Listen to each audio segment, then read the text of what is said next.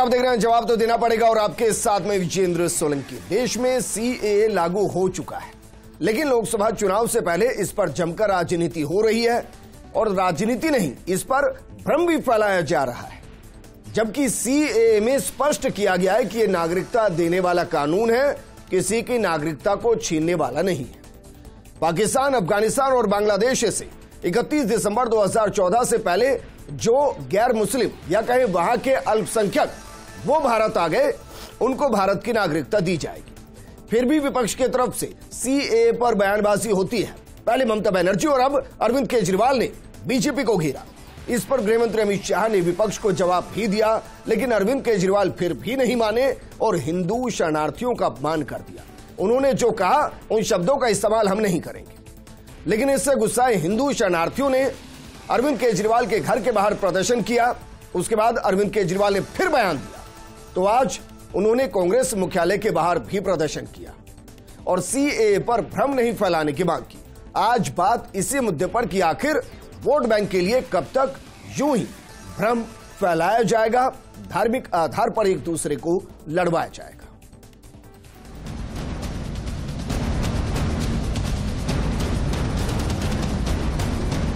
अब जो ये माइग्रेशन इस सीए की वजह से होने वाला है, ये उससे कहीं ज्यादा बड़ा माइग्रेशन होने वाला है।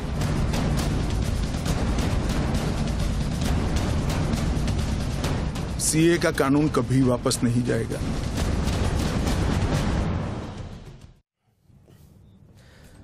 इस मुद्दे पर बात करने के लिए बेहद खास पैनल हमारे साथ मौजूद है। क्या वाकई में शरणार्थी जो 31 दिसंबर 2014 से पहले भारत आकर बस गए हैं, क्या उनको नागरिकता देना देश के साथ धोखा है? क्या देश के युवाओं के साथ धोखा है? क्या वाकई में यह उनके साथ अन्याय नहीं है?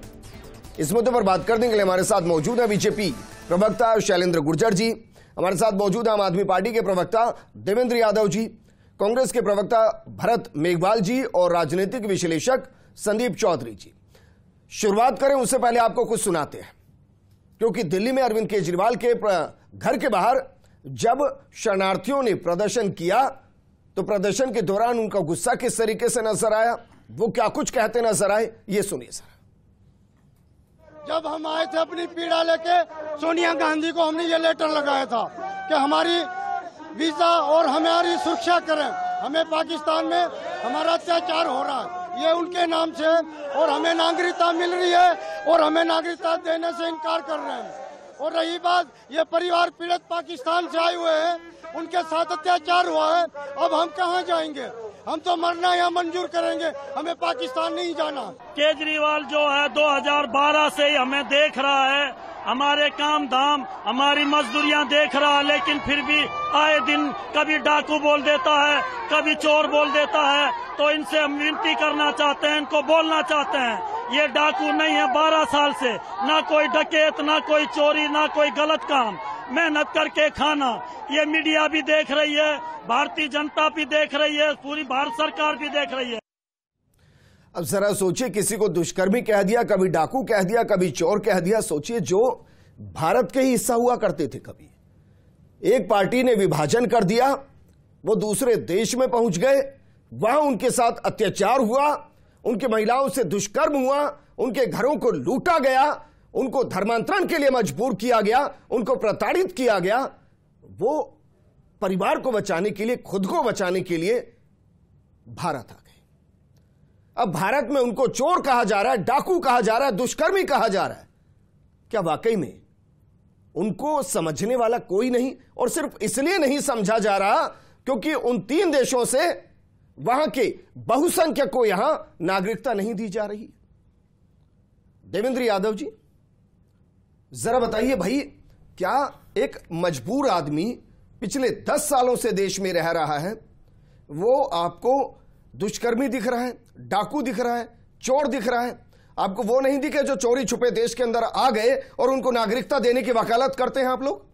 देखिए विजेंद्र जी, अगर कोई चोरी छिपे अगर इस देश में घुसा है, अगर आप ऐसा कह रहे हो, तो ये मोदी सरकार की कमजोरी है। सही देश की सीमाएं उन्होंने कमजोर की है, इसलिए घुस गए होंगे। हमने तो किसी को घुसाया नहीं है। दूसरी बात, जिन लोगों की आप बात कर रहे हो, हम बार बार वही बात कर रहे हैं। हम कह रहे हैं India is for the Indians. आप भारत के युवाओं को रोजगार नहीं दे पा रहे हो। 22 करोड़ आवेदन आए, आप सिर्फ 7 लाख को नौकरी दे पाए। देश में महंगाई चरमतोड़ उस ऊंचाई पर पहुंच गई है। किसान जिनको आप दिल्ली में नहीं घुसने दे रहे हो, उनको रोकने के लिए आपने ऐसी वहां पे मिसाइलें तैनात कर दी, बंदूकें तैनात कर दी कि इनको आप दिल्ली में नहीं घुसने देंगे। और दूसरे देश से आए हुए पाकिस्तानियों से आपको इतना प्रेम है, बांग्लादेश से इतना प्रेम है भारतीय जनता पार्टी को कि आप उनको देश का नागरिक बनाकर वो कभी पाकिस्तानी नहीं थे, वो कभी पाकिस्तानी नहीं थे। पाकिस्तानी थे, ये कल खुद उन्होंने कबूला। कल के मैं वो हिंदू थे, मैं आपको बता रहा हूं विजेंद्र भाई, मैं कल की पार्टीशन के दौरान की डिबेट मैं आपको बता रहा हूं, कल की डिबेट का मैं वीडियो चला सकता हूं, डिबेट जिसमें वो कह रहे हैं हम 5 साल पहले पाकिस्तान से आए, हम पाकिस्तानियों से इस दिल्ली के मुख्यमंत्री को माफी मांगनी चाहिए। वो खुद अपने मुंह से बात कह रहे हैं कि वो पाकिस्तानियों दिल्ली में 5 या 6 साल पहले आए।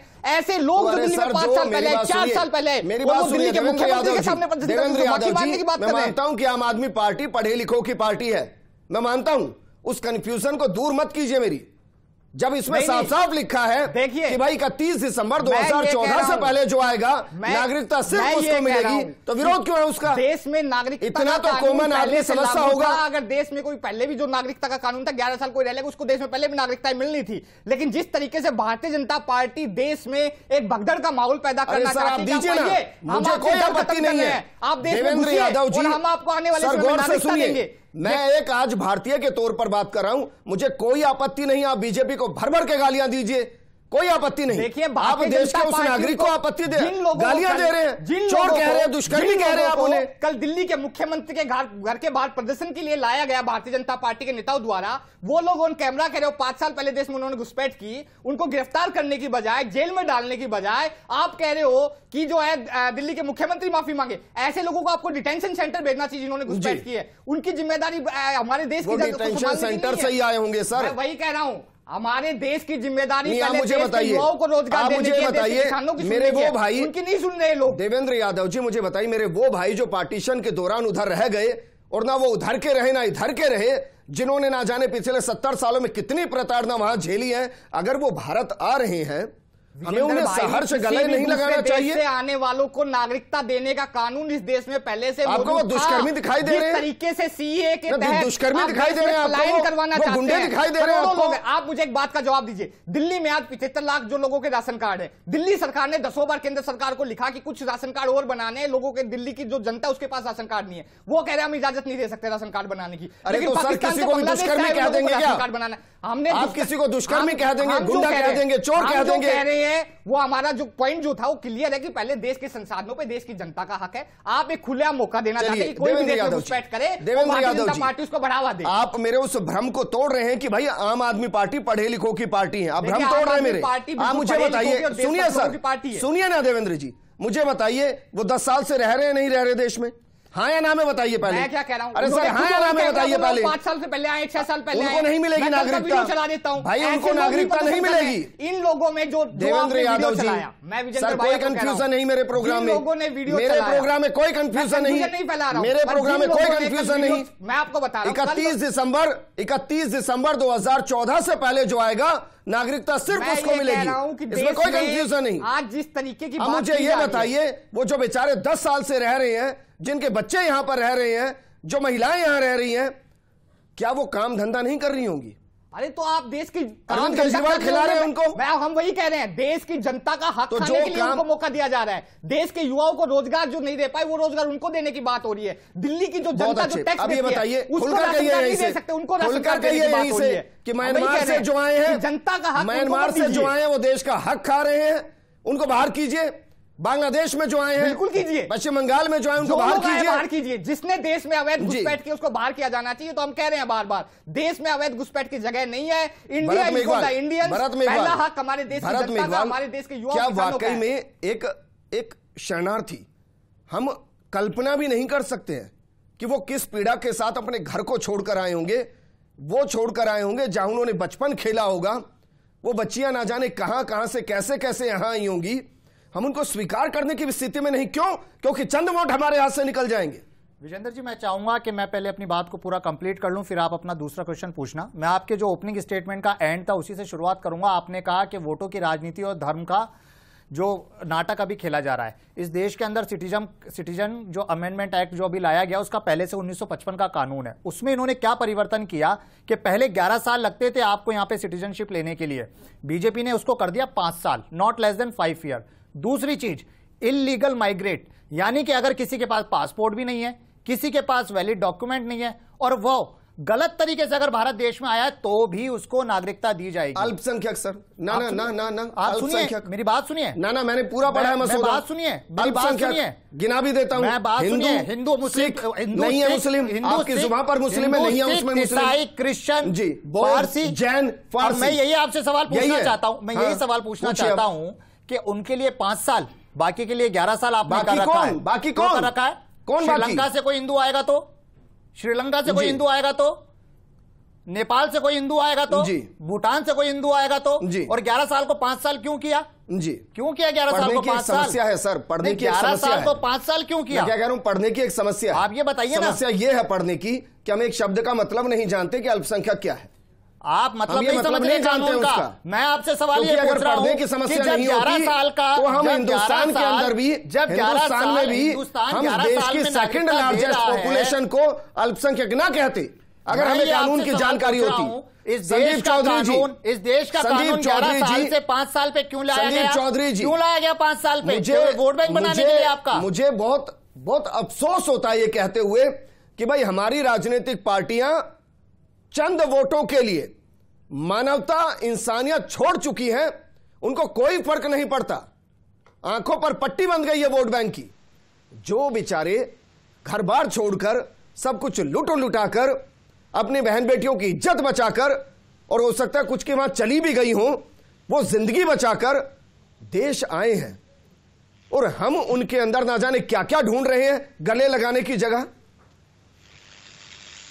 देखिए विजेंद्र भाई, ये जो लोग हैं ये इज्जत बचाकर नहीं आए हैं, ये अपनी इज्जत गंवाकर और जान बचाकर आए हैं। पहले तो आपको ये समझना पड़ेगा, क्योंकि मैं भी पाकिस्तान की खबरें देखता रहता हूं, पढ़ता रहता हूं।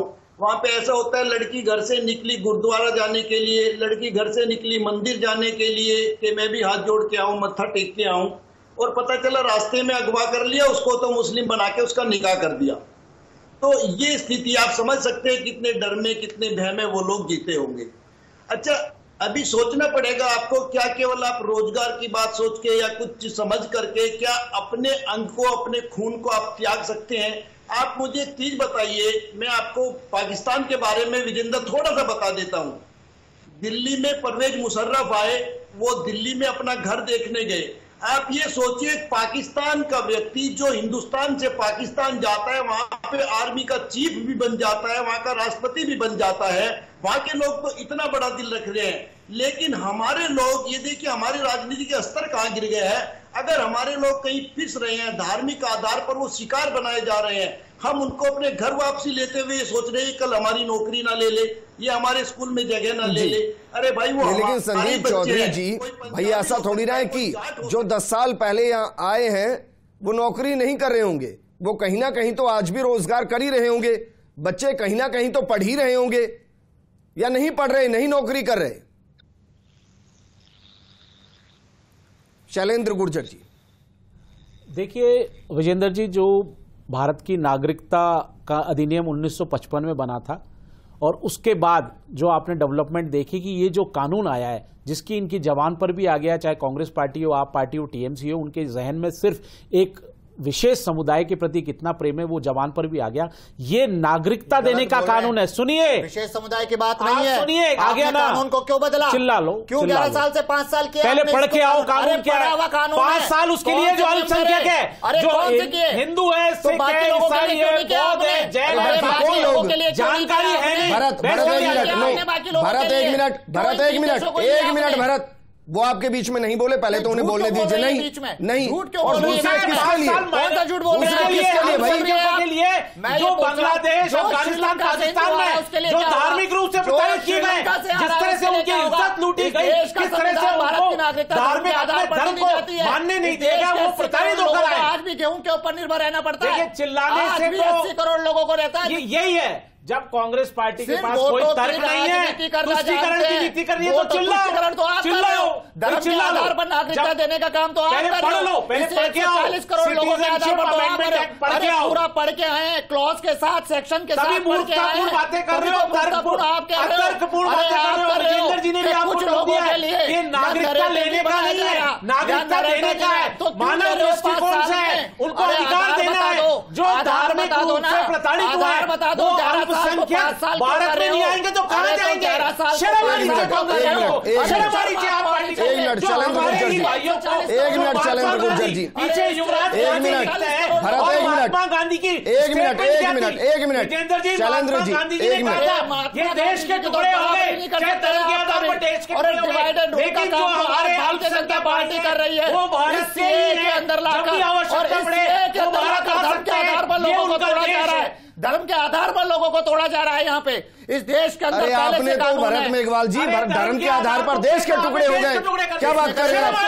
किसने किए, किसने किए बताइए? देश को आजाद कराने के लिए इसको आजादी कहते हैं? माफी तो मांगे, सबर कर दे। एक मिनट, एक मिनट, एक मिनट, शैलेंद्र गुर्जर जी, एक मिनट, मेरा टॉपिक नहीं है लेकिन फिर भी एक मिनट, शैलेंद्र गुर्जर जी, एक मिनट, एक मिनट, आप उनको सुरक्षित रखिए। भरत मेघवाल, भरत मेघवाल, भरत मेघवाल, जरा बताइए पार्टीशन में कितने लाख लोगों की जान गई और कितनों से दुष्कर्म हुआ, बताइए जरा। इससे पहले कितने प्रतिशत हिंदू बताइए ना जरा। 1941 में कितने प्रतिशत? अरे मैं पूछ रहा हूँ भाई, पार्टीशन में कितने लाख लोगों की जान गई और कितनों से दुष्कर्म हुआ, बताइए ना। आपसे पूछ रहा हूँ 1941 में कितने प्रतिशत हिंदू थे? आप अल्पसंख्यक की बात करते हैं। इस देश के अंदर 1955 में जो कानून बना वो 11 साल के लिए बना है। अब इलीगल तरीके से क्या पूछ रहा हूँ आपसे?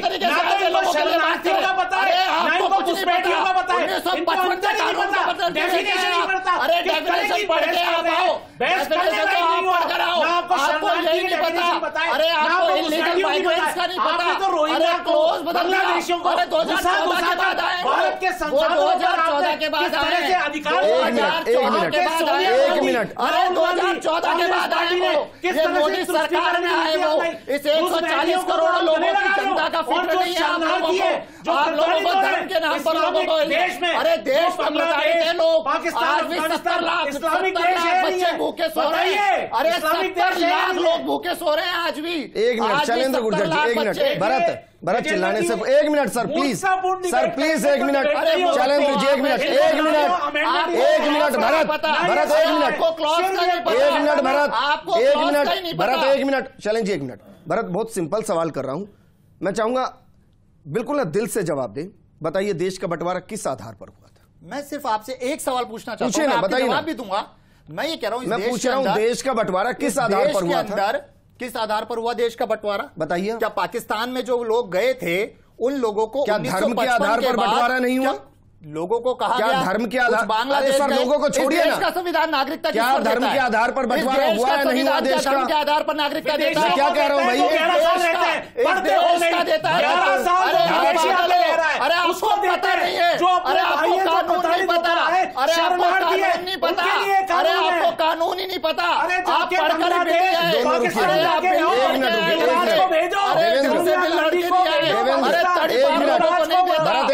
फेंकू को नहीं देता, अरे फेंकू की यहाँ एक मिनट, एक मिनट प्लीज, एक मिनट।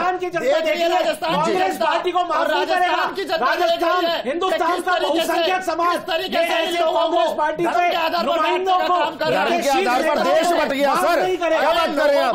देश बांट दिया गया धर्म के आधार पर। उसके बाद संविधान बनाया एक मिनट, और एक संविधान मिनट, बनने के एक मिनट, बाद ये देवेंद्र, देश लोगों को धर्म के आधार पर नागरिकता नहीं देता है। 11 साल को छोड़कर एक मिनट सर प्लीज, एक मिनट, एक मिनट, धर्म के आधार पर कौन दे रहा है? आप सब रुकिए, संदीप चौधरी जी एक मिनट सर प्लीज, पता है नहीं, चलें जी एक मिनट सर, आप चाह रहे हैं मैं प्रोग्राम क्लोज कर दूं? एक minute sir please, Sandeep Chaudhary ji एक मिनट सर, संदीप चौधरी जी मेरे घर कोई एक मिनट सर, मेरे घर कोई जब आता है ना कुछ मांगने के लिए, असहाय आता है, ना मैं उसका आधार कार्ड देखता, ना मैं उसका जाति प्रमाण पत्र देखता, ना मैं उसका वोटर आईडी कार्ड देखता। मुझे लगता है वो जरूरतमंद है और मैं उसको खाना खिला सकता हूं तो खाना खिलाता हूं, कुछ दे सकता हूं तो वो दे देता हूं। और हर रेड लाइट पर, हर चौराहे पर ये तस्वीरें देश का हर नागरिक देखता है। और उसके पीछे, एक मिनट सर, एक मिनट, उसके पीछे की भावना होती है सर। अब जरा सोचिए, अरे सर वो इसी देश के हैं, वो इसी देश के हैं, 11 साल है ना, 11 साल इसी देश के हैं वो सर। 5 साल क्यों करा है? आपको इससे दिक्कत है? 11 और 5 में क्या अंतर होगा? मैं तो कह रहा हूं अगर कोई असहाय होकर आ रहा है उसको पहले दिन नागरिकता दी जाए। तो बाकियों को क्यों नहीं दे रहे? संदीप, बाकियों को बाकी कौन? बाकी कौन? अगर श्रीलंका से आ रहा है बाकी कौन? संदीप चौधरी जी, हिंदू आता है, संदीप चौधरी जी, इस सवाल का जवाब दीजिए सर कि भाई अगर श्रीलंका से कोई हिंदू आ रहा है, कोई सिख आ रहा है, कोई जैन आ रहा है, अलग हो जाएगा, कोई पारसी आ रहा है, कोई बौद्ध आ रहा है, तो उसको इसमें शामिल क्यों नहीं किया गया? विजेंद्र भाई देखिए, सबसे पहले तो मैं नेताओं के ऊपर कहना चाहता हूं कि नेता एक दूसरे में खामियां ढूंढ रहे हैं, ऐसे खुद के किरदार में खुदा हों जैसे। तो जो ये 11 साल और 5 साल की बात कर रहे हैं ना विजेंद्र भाई, उसमें ये चीजें हैं कि जो कांग्रेस ने रखा उसको बदला नहीं गया है, सिस्टम वही है, लेकिन जो धार्मिक आधार पर जो हमारा बंटवारा पाके हमारा श्रीलंका से तो नहीं पढ़ रहा हूं। मैं ये कह रहा हूं, एक मिनट प्लीज भारत प्लीज, मैं ये कह रहा हूं कोई अगर प्रताड़ित होकर आ रहा है ना, मुझे कोई आपत्ति नहीं, उसको अगले दिन नागरिकता दे दीजिए, क्योंकि वो सब कुछ खोकर आ रहा है। लेकिन मेरा सवाल ये था कि श्रीलंका से कोई आ रहा है तो उसको क्यों नहीं? ये उनके लिए एक सुविधा पैदा की गई है, सुविधाजनक सिस्टम बनाया गया है, तो इस चीज को पता नहीं क्यों ये समझने को तैयार नहीं है। ये चीज समझनी पड़ेगी। जो ऐसे डिसीजन लेती है सरकार जिनका स्वागत होना चाहिए, ये बताइए अगर कोई मेरा रिश्तेदार वहां फंसा हुआ वो इंडिया आना चाहता है तो उसकी खुशी को मैं ही तो समझ सकता हूँ, उसके दर्द को मैं ही तो समझ सकता हूँ। इसी तरीके से विजेंद्र भाई हमारी समस्या है कि इंडिया और पाकिस्तान तो नेताओं ने बनाया, वो तो सब भारतीय ही थे, कोई खुशी खुशी में थोड़ी ना गए। आपने बीच में एक रेखा खींच दी, वो उधर रह गए, हम इधर रह गए, उधर वो रहने लायक नहीं बचे, जो वहां रहे उन्होंने रहने नहीं दिया, बेचारे इधर उठकर आ गए, इधर कह रहे हैं कि आप हमारे नहीं हैं। किसके हैं फिर वो? देवेंद्र यादव जी। देखिए विजेंद्र भाई, अभी भारतीय जनता पार्टी के साथी संसाधनों की बात कर रहे थे, यही बात आम आदमी पार्टी लगातार कर रही है कि देश के संसाधनों पे हाथ किसका? मैं वही कह रहा हूं, अरे देश की सीमा आपकी, रोहिंग्या बांग्लादेशी है या नहीं है? बताइए, दिल्ली में बांग्लादेशियों का किसने शरण दे रहे हैं? किसने बना दिया उसको? अरे तो शरणार्थी का मुझे पता है,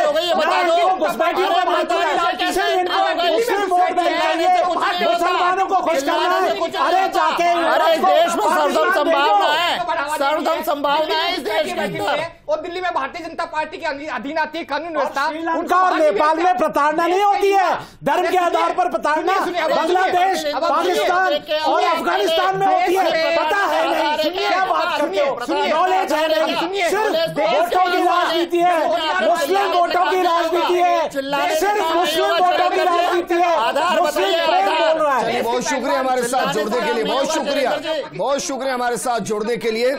किसी नेता से एक बार ऊंची आवाज में बात करके देखिएगा, आपको एहसास होगा कि आपके साथ क्या क्या हो जाएगा। उन परिवारों के बारे में सोचिए जिनकी छोटी छोटी बेटियों को अगवा कर लिया गया, जिनके मकानों को लूट लिया गया, जिनके साथ ना जाने क्या क्या किया गया, और उनमें उनका कोई कसूर नहीं है।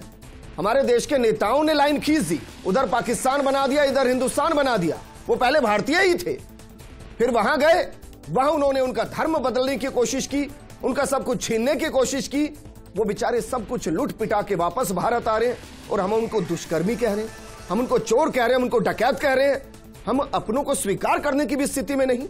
ये हम सबको सोचना चाहिए कि राजनीति के चक्कर में कहीं हम इतने नीचे ना चले जाएं कि खुद का चेहरा भी आईने में देखने से डरने लगे। नमस्कार।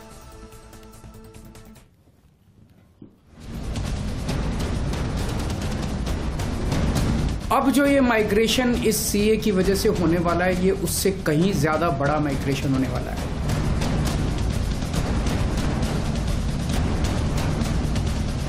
सीए का कानून कभी वापस नहीं जाएगा।